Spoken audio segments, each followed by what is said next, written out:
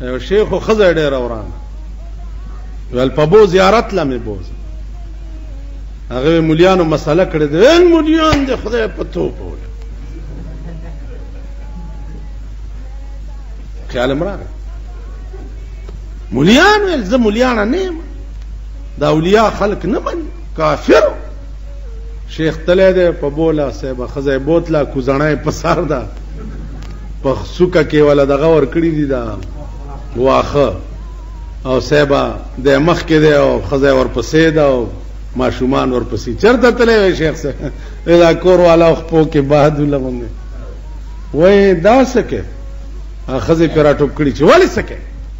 اولیاء نه مانای کافرو هغه ته منډه کړی دا خبر دادا چې نن مونږ نه خزه ولی نه یری ولی ځکه چې مونږ خدای نه یری نن د موجوده حکومت نه چواړې ولی نه یریږي ماشکته ولی نه یریږي ځکه چې دوی خدای نه یری نو چې د خدای نه یریږي د دوی اډو پچواړي او ماشکی مروب نشته کشته دی څوک چې خدای نه یریږي دا داسي عمر فاروق د شپې ګرځي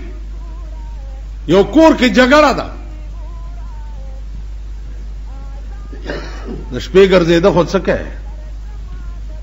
دا مې واورئ تاسو ټول چې د خپل ځان حفاظت په خپله شروع کوي ګوره والله که نه کورونه محفوظ دي نه دکانونه محفوظ دي نه اولاد محفوظ دی کده ما نه دې تپوسو کی چې په دې ملک سال جوړ دی تپوس تیرانه چې په ګوته ګوته ورته وخه چې د ملک سال جوړ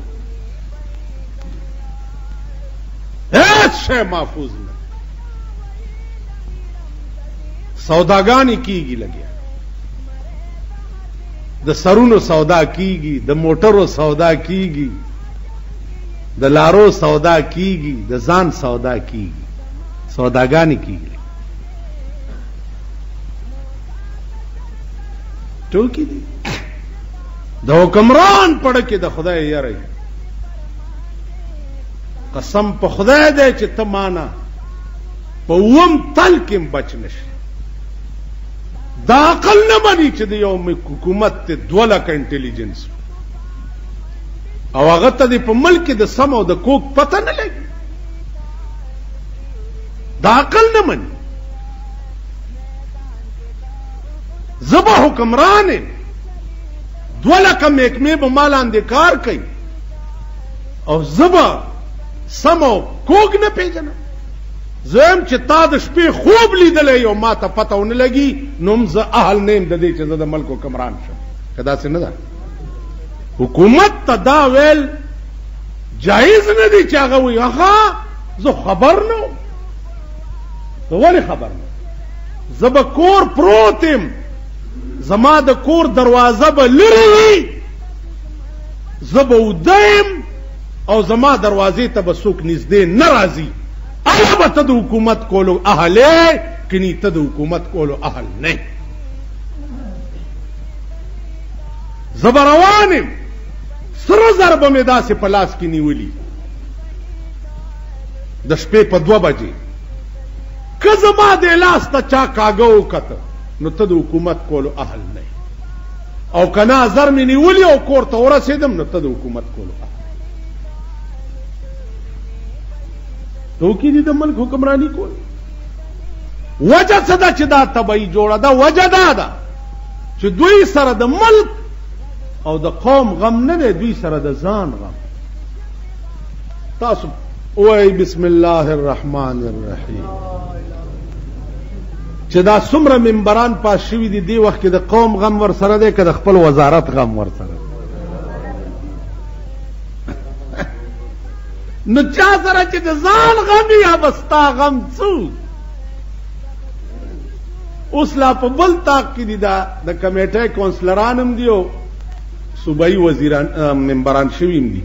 اوس وایي چې حکومت لوایو چې مونږ سره دا دواړه پرېږده چې دا د کمیټۍ ماریم کوو او دا بله مارم کوو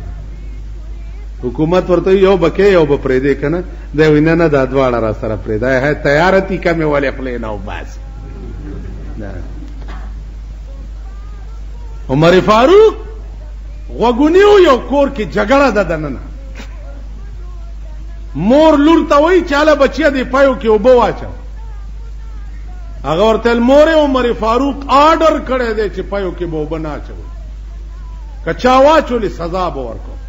ویل بچیه نیمه شپه ده عمر فاروق به چېرته اوده پروتي هله زر کوه پای لږ دي ویل مور عمر فاروق به اوده پروتي خو د عمر فاروق خدای خو اوده نه دی کړی زما عزیزانو امام چې عادل او د خدای یاره پړه کې وي په کور کې ښځې تیری نن زمونږ ړه کې د خدای یاره نشته مونږ کور کې خپله ښځه رانه نه یری یا په پاکستان کې به تاسو وګورئ چې ښځې چېرته حکومت نه یریږي حکومت ته یریدو د لسو په ځای 20 سیټه ورکړه خو چې غږ ونه کړي ځکه چې دا یې رړۍ ګډې که راووتې په دې سړکو سنبالای به سو چې ښځې چېرته جلوس ونه باسي دې دپاره خو لیونی په کار دی چې ښځې جلوس راوباسي او پولیس ته وایم چې ویوه دا د ګیټو منځ او دا د خپو ګیټای پې ماتې کم او یو څو پکې کړمی شي ته وګوره چې دوی مانه بیا بار راوځي ډېرو لیونی په کار لیونی به هلی چې خپله ښځه یې چېرته میزو به لیونی وي او پې زوروره نه وي په چا چې خپله ښځه زوروره وي هغه به لاړئ غرق یې او غرق به شئ پیراواله ښځه وه چا ورته څال ده خورې څال ده خورې ډوبه ده او ډوبه به پاتې شي پوه شوې ډوبه ده او ډوبه به پاتې شي زما عزیزانو ابتلا او امتحان انتها ده ایمانم دغه دینم دغه غیرتم دغه د خدای یاره په زړه کې دغه ولکه د ابراهیم علیه السلام وا اوس د اسماعیل ایمان ان شاء الله دا به بیا شي واخر دعوانا ان الحمدلله چې ابراهیم علیه السلام هغه جلیل القدر پیغمبرو چې څومره امتحانات او ابتلاګانې په در راغلي دي نو الله تعالی په توفیق باندې هغه ټولو امتحاناتو کې هغه پاس شوی کافی امتحانات ما ستاسو په مخ کې 13 جمعو کې بیان کړي یو عظیم امتحان په بل را د بیبي و حضرت هاجره او داغه بچو حضرت اسماعیل علیہ السلام امتحان پی کیږي چې ابراهیم دا خپل خزه دی او خپل ماشوم بچی دی دا واخلا او لار شاو د مکی په دشت او ریګستان کې پریدا او تتزا ابراهیم علیہ السلام خپل بیبي روانه کړه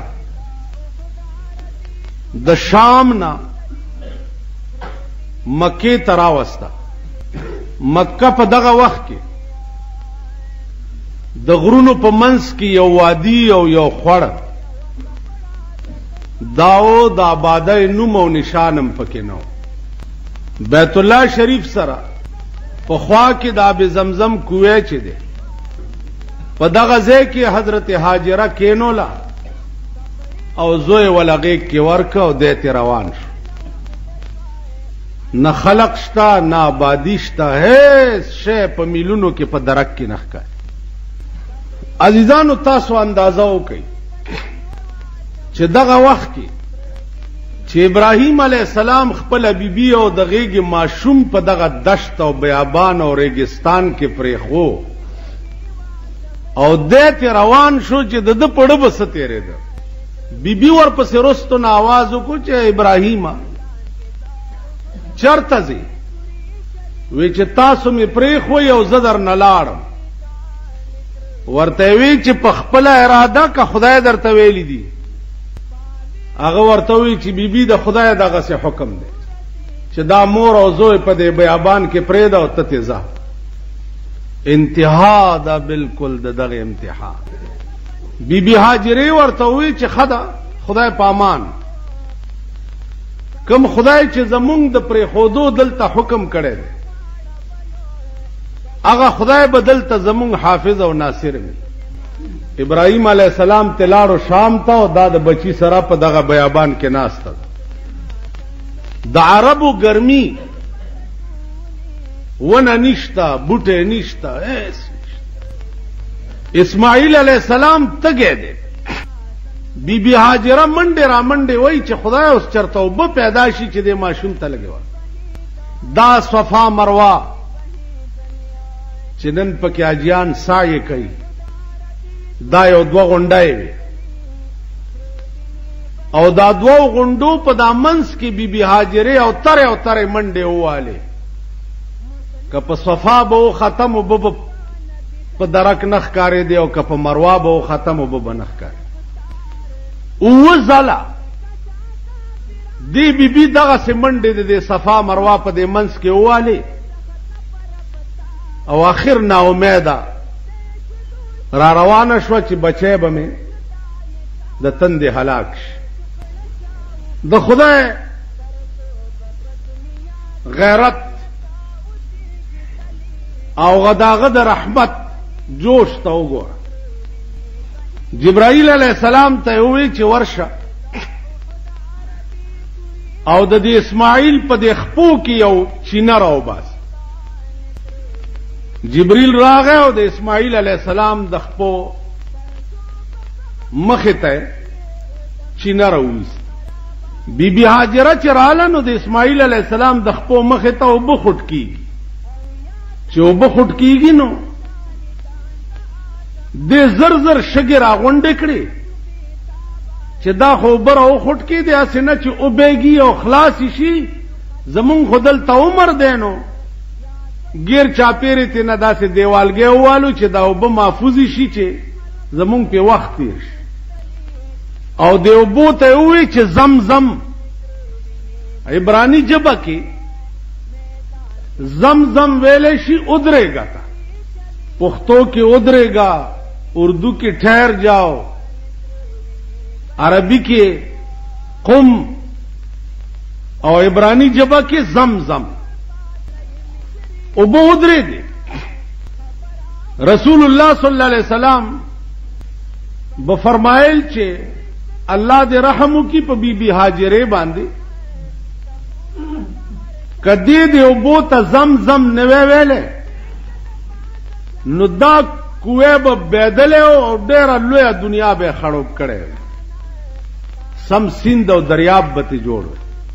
او دې چې ورته زمزم وي اوبو حکم ومنلو په ځای ودرې. عزیزانو نن هغه به زمزم کوه وګورئ د عربو په ملک کې آب زمزم کوه دې چې زرګونه کاله وشو چې د مسقال ذره عمره کمه پکې نه راځي. دومره پایپ په لګېدلې ده او غړمبای خيږي شپه او ورځ په دغه ځای کې اوبه نشته. عزیزانو څه وخت تېرېده. ابراهیم علیه السلام بچ میاشت بس دو پس شوق شو چې خدایا دا بیبي او خزه کته پکار دي. علما لیکي چې ابراهیم علیه السلام ته یو خصوصي مهرباني پیشکش وشو چې ستا چې کله د خزه او د زوی ملاقات تړ کیږي نو خدای ته التجا کوانو بندوبست بدر تکي نو بوراق به ورته راوسته شو. په بوراق بده سور شو لابړو داغي ملاقات به وکړو بیا به واپس بیا شام تراغه چې دلته بشپم نه کې دوی سره خالی به وګوري او بیا به تیزه. عزیزانو چې د 10-12 کاله په دې اسنا کې تیر 10-12 کاله پس ابراهیم علیہ السلام مکې ته راغی او اجازت ورته وشو چې که څه وخت دلته تیرې نو د شپې خوب ګوري. قرآن کریم کې الله فرمایي فلما بلغ معه السعی چې اسماعیل علیہ السلام ښه لوبغاړی شو او د خوند او د رنگ وخت راغی چې پلار او مور په دغه وخت کې په بچی خاص مزه اخلي. دغه وخت کې په بل امتحان راغی. اوس امتحانات خود پیغمبرانو کور کله داغي خو ټوله زندگی امتحان وا او ابتلا وا. عزیزانو ځانونو ته وګورئ چې مونږه د الله په یو امتحان کې د پاس کېدو قابل نه یو. په یو امتحان کینه وګورئ په دې دنیا کې کدا امتحان په مونږ راغی چې مولا صاحب زویا لال کا پاس بشي پکې. کدا امتحان په مونږ راغی چې خزا او زوی دي په دې بیابان کې په دې دشت کې پرېدا او ته ځا کورتا پاس بشي پکې. دا ډېر ګران کار. او جنت مونږه د پیغمبرانو نم مخ کې ورته پتاک کې ناستو چا خدای زمونږه ځکه چې مونږ منځونه کوو مونږ حج کړی دی.